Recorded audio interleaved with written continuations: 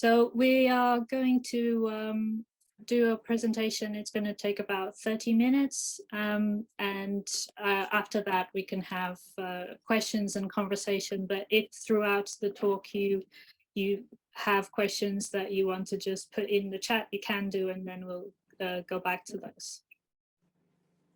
Okay, can you all see that? Yeah. Okay. Okay. Okay, we'll start. So a few of you already know us, but as quite a few, this is the first time that we're speaking together. We'll do a little introduction before going into the talk. So we're artists. We've been working together now for 12 years. And we make moving image, photography, performance, work, installation, and correspondence art. And our work is set in the British countryside and grows from encounters with place, landscape, nature, and weather. And we use ourselves and our experiences to explore the process of how we humans make sense of our existence and how we create meaning out of the kind of chaotic material of our lives. And we're really interested in the nature of reality, questioning this, and the limits of perception. And today we're going to be talking about an ongoing body of work that we've been making over the past 5 years in response to Avebury, which is a place that has had a massive impact on us. Avebury is a village in Wiltshire that sits inside a Neolithic stone circle. It's the largest stone circle in Britain, and it was built around 4,500 years ago. Originally, the circle consisted of about 100 stones, and the site itself is a part of this larger prehistoric landscape, which contains several other older monuments nearby. So unlike the more famous Stonehenge, which is about 17 miles south of Avebury, in Avebury, you can't see the whole stone circle in one view. You have to walk around it, and the circle unfolds across the landscape and is experienced as a journey. Around each corner and over each mound, there are discoveries and surprises. And in Avebury, you get an intimate experience of the stones. You can get close to them and you can touch them. And each stone is different and feels like it has its own story and its own personality. The stone circle itself is surrounded by this huge henge, which is a circular earthwork made up of a 5-meter high bank and a deep ditch, which adds to this feeling that you're walking into a place that is a part of the normal world. Then about a mile away from the village, there's Silbury Hill, and this huge, mysterious prehistoric mound whose purpose is now lost to history. We first encountered Avebury about 5 years ago. We only spent a few hours there, but what we experienced on that day had a deep effect on us, which took us completely by surprise.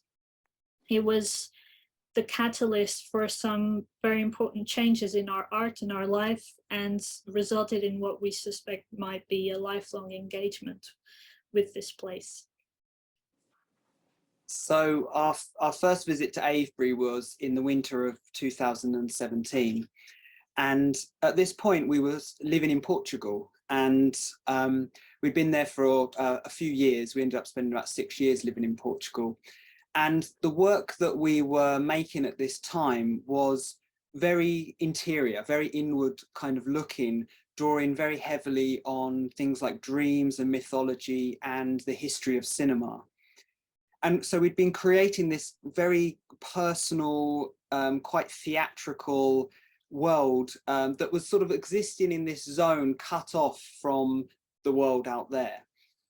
And that winter in 2017, we were invited to come to the UK and present some of our work.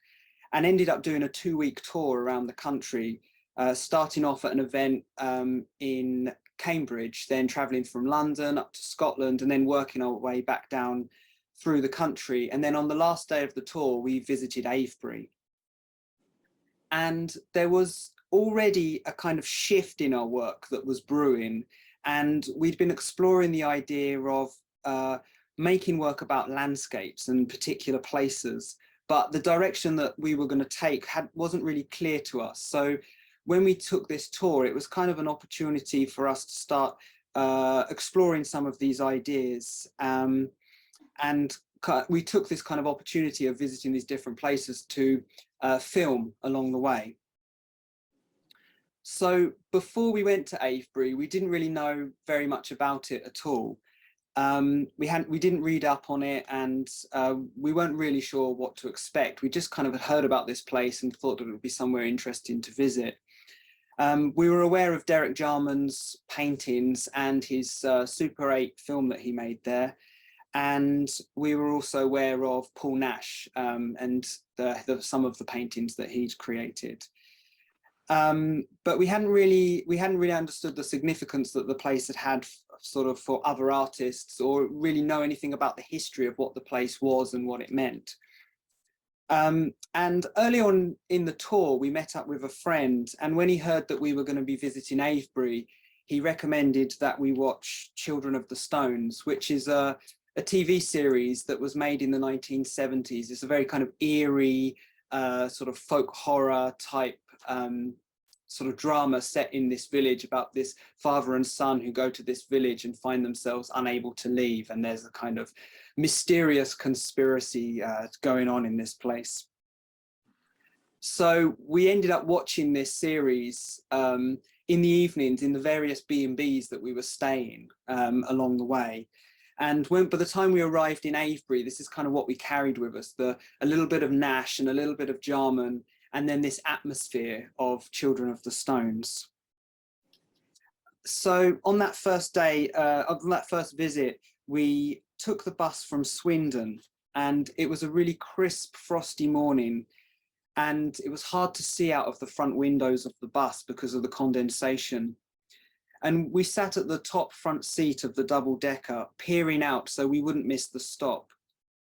And we felt this great thrill when we first caught a glimpse of the Stones and this excitement of arriving in this place.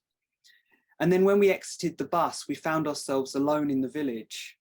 And it was clear to us that there wasn't one route, one path that we could take. And we saw 3 or 4 possible directions we could go, and just picked one at random and started wandering through the Stones. So the stones in Avebury vary in size, but they're all bigger than a person. And approaching them, we sort of felt that presence of this kind of like cold, jagged forms that kind of loomed over us. And the thought that really flashes through your mind when you encounter them is the great effort and energy that it would have taken to position even just one of these stones, let alone 100 of them.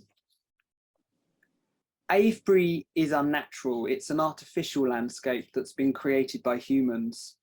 And it clearly had a purpose and an intention behind it, but that purpose is really lost to us today. One thing we can know is that it has an order to it. It has a design. And it feels like it's really about confronting that chaos of the world of existence with this human desire to create patterns and create meanings. So as we made our way across this incredible landscape, we felt like we'd stepped into a dream, or that maybe more accurately, that something of our inner landscape was visible to us externally. We'd entered somewhere that we could have almost imagined beforehand. And we were struck by this idea that Avebury isn't just a place, it is a dream built into the landscape. It is the imagination made real. That at some point, thousands of years ago, it would have just been an image in someone's mind, that it started in the imagination, and through some great surge of energy and creativity, it was made physical. And this is the magic of being in these kind of landscapes, is that you kind of glimpse the vastness of time And you can feel this sense of continuity and realize that these interventions, these kind of great historical landforms that have been created by humans, were made by people who are just like us. And like us, they were creating and making art and sort of putting the imagination into action as a way of making sense of being alive and seeking meaning and really trying to make sense of their place in the bigger universe. So by the time we got back on the bus, we felt like a change had happened. In that short couple of hours where we were walking around the stone circle and out of the village towards Silbury Hill, we decided that not only we needed to move back to the UK, but that there was a new direction in our work that was being born. So after the tour, we returned to Portugal and we set about working with all the material that we had gathered. And the film that we made was called Notes from a Journey. This is a 70-minute feature film which uses the footage that we filmed during the tour. But this is not presented as a documentary of the journey. The film is a journey in itself. It's a first-person experience for the viewer. And we wanted to make a film that was as mysterious as Avebury, a film that you encounter like a landscape. It doesn't tell you what to think or feel. It's an experience which you have to make sense of on your own terms. Visually, Notes from a Journey is predominantly dark, with many of its images almost entirely obscured beneath a dark veil or under intense colored fields. The experience of watching it is one of straining one's eyes, trying to make out the images. It's cinema as an optical experience or an adventure in perception. And we are present in the film. We are mostly seen in dark hotel rooms, looking through our footage and laying out photographs of the stones on the bed, rearranging them in different configurations as if we're trying to find a key to a puzzle. Avebury is a mystery and we can never fully know its secrets. And Notes from a Journey really explores this relationship with unknowing and mystery and invites the viewer to search for their own meaning and connections.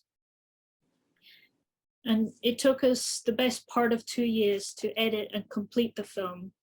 And one of the sort of central struggles or questions for us as we were making it was in finding the structure. And this all fell into place when we decided to let the landscape lead the way. The narrative form of Notes from a Journey is shaped around the shape of Silbury Hill. So we think of the form of the film as the container of the experience.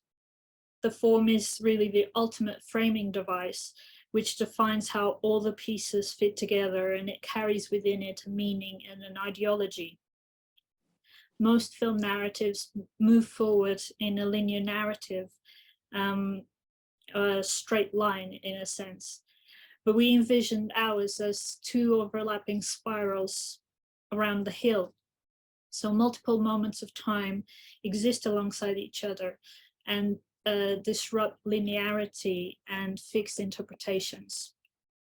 And the hill shape also gives us the high point of the narrative or the climax right at the center of the film, rather than putting it at the end where it's usually found. So this narrative strategy imbued the shape of the landscape into the skeleton of the film and created the formal approach where the embodied experience of the landscape is evoked.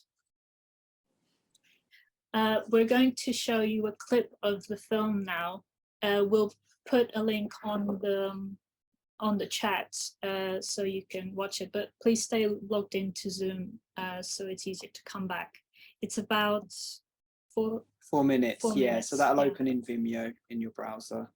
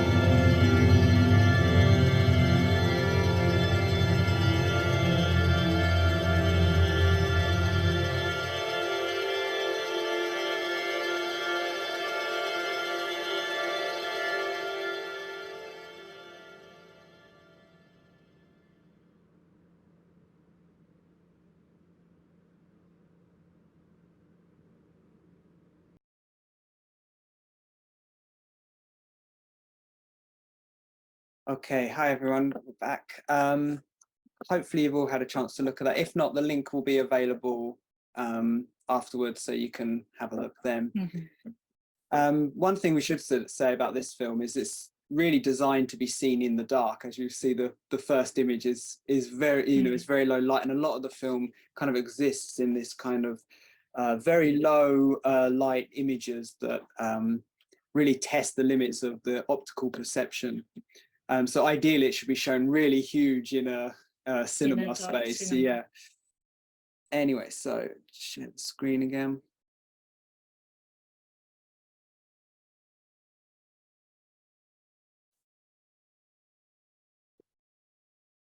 So after that first visit to Avebury, we spent quite a bit more time researching the place and learning a lot more about its history, and discovered the significance that it had had for so many other artists. And we were really just surprised to discover that, not only had so many artists made work about Avebury, but that it had also been a catalyst for significant changes for a lot of artists in their personal life, and also in the direction that their creative work was going. A couple of examples are Paul Nash visited there in the early 1930s at a point when he was recovering from the PTSD from World War I. And he encountered this place at a significant moment when he was really trying to grapple with this idea of how to make work that was modernist and also rooted in British tradition. And his encounters with Avebury were part of his way of working through this artistic problem. Derek Jarman also made, as we mentioned, a series of paintings there, and also one of his first Super 8 films was made there in 1973. David Inshaw is a painter who fell in love with Silbury Hill in particular, and moved to Wiltshire and in the early 70s, and has dedicated much of his life to painting these landscapes. Bruce Lacey and Jill Bruce have said that it was when they saw Avebury from a nearby Windmill Hill that they first had the idea of doing their prehistoric kind of earth ritual style performances. And they said that when they sort of stood upon the hill gazing across this landscape, they felt like they were Neolithic people. And the list, there really is a list that goes on about of artists who have been inspired by this landscape. John Piper, Eileen Agar, Joe Tilson, Richard Long, but ongoing up until today, Jeremy Della, so many more. And for us, this really kind of tells us that Avebury may have been created several thousand years ago, but it's not just a dead monument to the past. It's actually a living thing, and that it still has some kind of powerful and meaningful function for us humans who encounter it today. So a few weeks after completing the edit of Notes from a Journey, we moved back to the UK. And we had spent these 2 years editing the film and thinking about Avebury and that brief visit that had grown into our minds into something very significant. And Avebury, and particularly Silbury Hill, had for us become a kind of symbol of our creative and psychological center. So once we were back in the UK, we wanted to go and visit again and look again at this place that had such a profound effect on us. But memories are strange things. We often feel like they can be very clear, that how we remember something is how it happened. And when we recount the experience of being in another place at another time, we can kind of see it as if we know what happened. But when we attempt to look at the memory head on and start scrutinizing the details, it kind of sometimes feels like it all starts to fade away. And when we recall the details of our first visit to Avebury, we find that we're seeing it as if through murky glass. And it's hard to unpick the memories from the imagination and from the debris that has accumulated from the many recountings of this experience. And we feel that now, as we recall our second visit, it too kind of fragments and blurs, and we struggle to unpick what really happened. So in the summer of 2019, we returned to Avebury, and we wanted to see how it would feel to be back there and to retrace our steps from our first visit. But this time it was warmer. We camped nearby, and we entered the circle from a different side, I think the opposite side. And it was busy this time, we weren't there alone.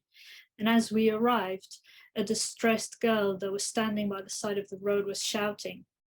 We scribbled down what she said. When you look and look again, you see things that you never knew were there. This felt like a vision.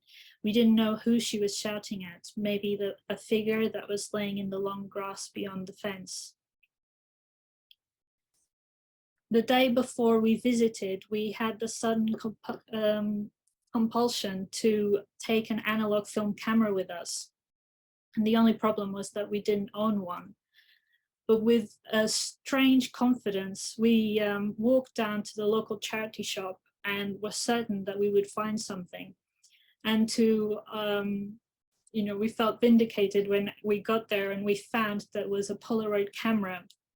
And not only a camera, but also 2 packets of expired film that was still unopened. So we took this with us, and we wandered the perimeter of the circle, looking at each stone carefully. Some of them were familiar from studying them in our photos from our previous visit. It felt like they belonged to us in some way, or that we were meeting old friends. As we walked, we scribbled notes in our field book, and we selected a stone to photograph. As we clicked, the sheet ejected from the camera with this whirring clunk, and we quickly buried in a pocket to enact its chemical magic. We repeated this action several times. Then later, when back at the tent, we laid all the pictures out on the grass and looked over them. Each one was tinted blue-green with speckled black spots and white ghosts floating about the sarsens. That night we didn't sleep very well. All through the night we could hear the strangest sound. There was a deep, horrific, mournful moaning coming from the cows at the nearby farm. It went on and on all night. And the next day at sunrise, we walked to the farm to find out what it was and discovered that this was the sound of mother cows that were crying for their calves, which had just been taken away. We approached Silbury Hill from a different direction than we had done before, and this time we found that we couldn't get as close. It felt distant and unreachable. And then when we returned to our tent, we found there had been a fire, which was unexplained, but luckily our photos and video camera were with us. So this second visit only added layers to the mystery of Avebury. It wasn't the same Avebury that we had encountered the first time, but it felt equally important and inspiring. The weird things that happened there seemed connected and also necessary. And we realized from that experience that no moment is the same twice, and that you can't go back. The past is a dream that fades away, and Avebury resists being fixed. So that incredible and mysterious statement of the screaming girl seems so right. When you look and look again, you see things you never knew were there. From this trip, we created a series of letters, photographs, and a short film. And we're going to show you now a clip from that film, which is called Revisiting. We'll put the link again on the chat and you can watch it. It's about 2 minutes long.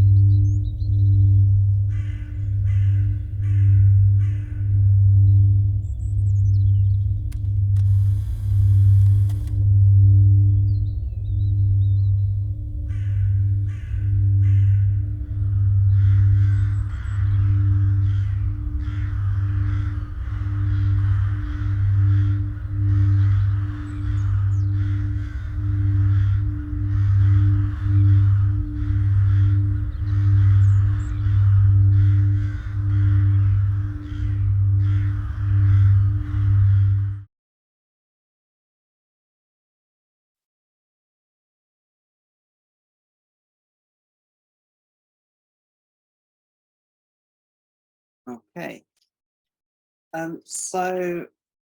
I'd like to invite you now to take part in a short exercise. If you could all just make sure you're sitting comfortably and just relax your arms by your side or on your lap and close your eyes. Take a deep breath and with your exhale, just let your shoulders relax. Take a couple of deep breaths.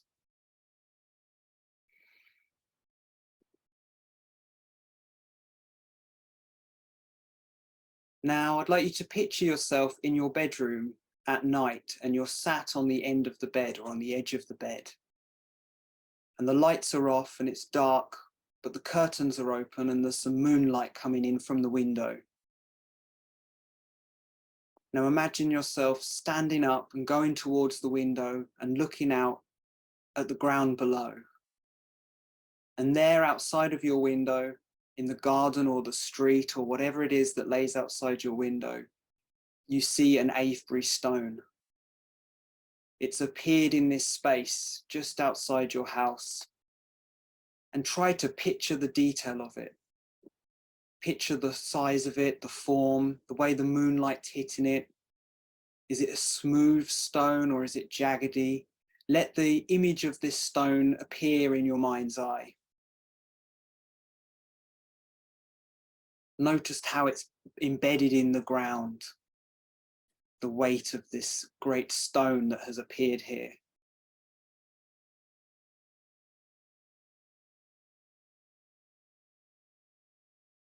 Try to really see it there as if it's rooted in this place and it's always been there and you've just not noticed it before.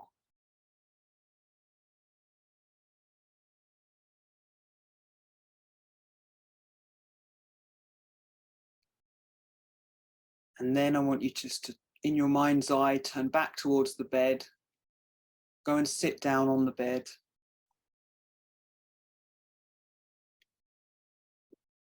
Take a deep breath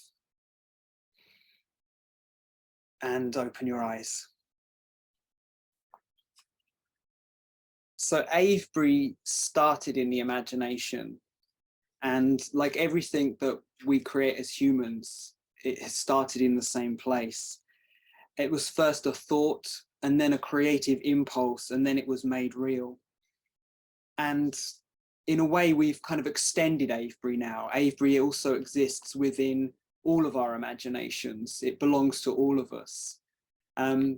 We'd like to invite you later this evening when it's dark to recreate this act, to sit on your bed, then go to the window and look out to the point when you saw it and then really imagine it as being there present in that space outside of your window.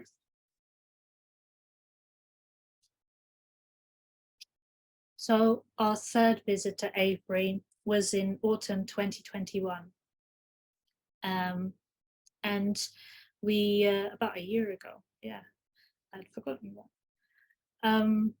And while we were there, we created this, several pieces. These were all part of ongoing projects that we've been working on. And one of them is called From Here to the End. It's a series of Polaroid diptychs, and what you're seeing now is one of them. And there's I think we did 3 of them in Avebury at this time.